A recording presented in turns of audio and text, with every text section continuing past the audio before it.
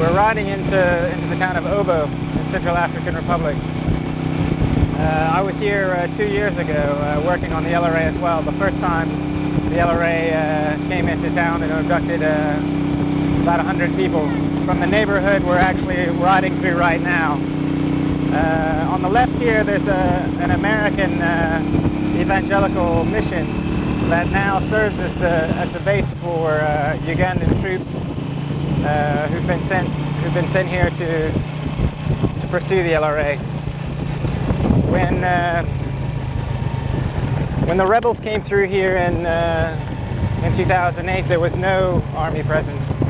There were a handful of police and gendarmes. This neighborhood here, which is just on the edge of Obo, was completely isolated. In the middle of the night, there was a funeral ceremony going on. People had gathered for the wake. There was dancing, there was singing. The rebels had obviously done a good job with their reconnaissance beforehand.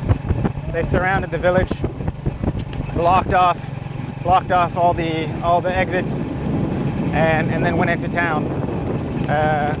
They proceeded to round up everybody, house by house, knocking on doors, having people coming out, attaching them in a line, having them carry the loot from their own houses out into the bush with them.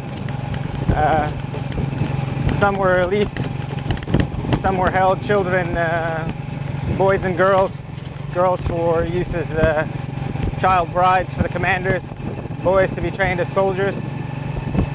It was a mission for provisions, food, but also human provisions, recruits and people to boost their numbers.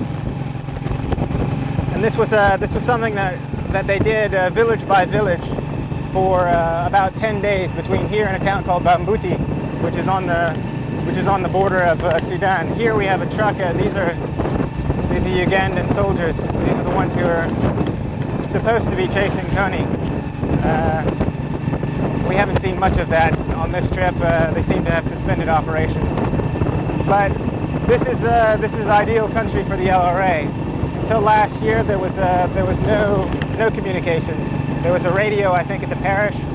There was no cell phone network, so they were able to repeat their attacks day after day, and word never got to the next village.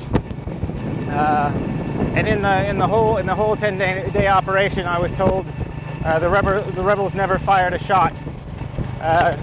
Things have changed a bit now.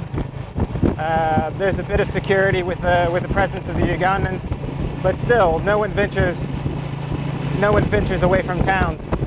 So fields that are just 5 or 6 kilometers from town have been abandoned.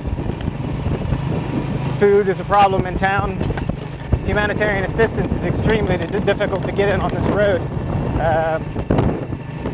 The last World Food Program delivery came last week, and we were told it took the trucks 3 weeks to come in from the capital Bangui.